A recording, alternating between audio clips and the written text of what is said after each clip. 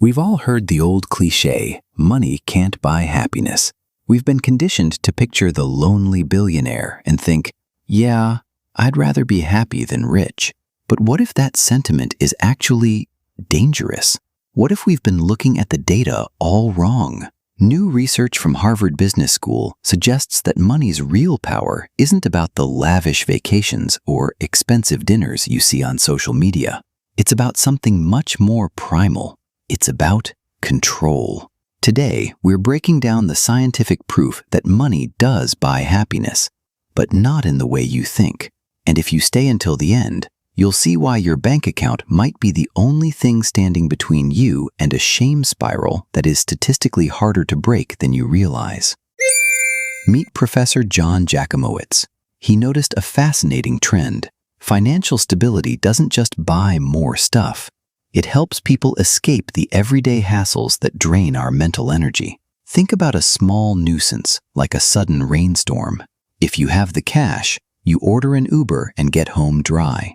If you don't, you're walking, soaked, and probably late.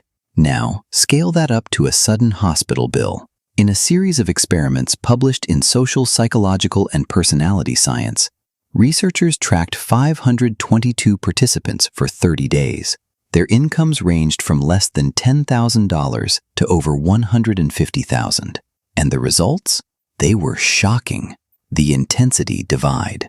The data showed there was no significant difference in how often people experienced distressing events. No matter how much you make, life is going to throw frustrations at you. But, and this is the curiosity gap most people miss, those with higher incomes experienced less negative intensity from those events. Why? Because money provides agency. When problems arise, those with ample income feel they have the power to deal with them. To the wealthy, a broken water heater is an invoice. To the cash-strapped, it's a crisis that could trigger a week of cold showers and missed work. But here is where it gets even more interesting and a bit darker.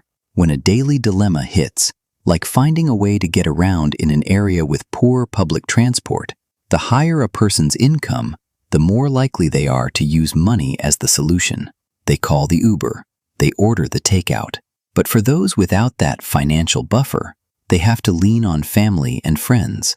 While community is great, the research suggests that lacking cash can actually tax your social relationships. Constantly having to ask for a ride or help with childcare creates a unique kind of psychological weight. This leads us to what Jacomowitz calls the shame spiral. Society has normalized this idea that if you are struggling, it is your fault.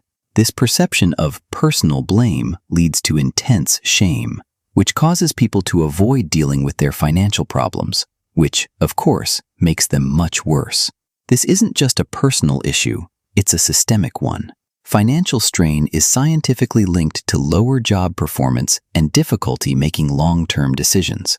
Ultimately, Jacomowitz argues that we need to stop viewing control over one's life as a luxury. We have structured our institutions in a way that penalizes the poor for things out of their control, like an expensive, inaccessible public transit system.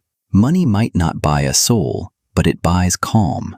It buys the unforeseen bumps in the road so they don't become cliffs. So, next time someone tells you money can't buy happiness, remind them that it certainly buys less stress. Thanks for watching, and see you in the next briefing.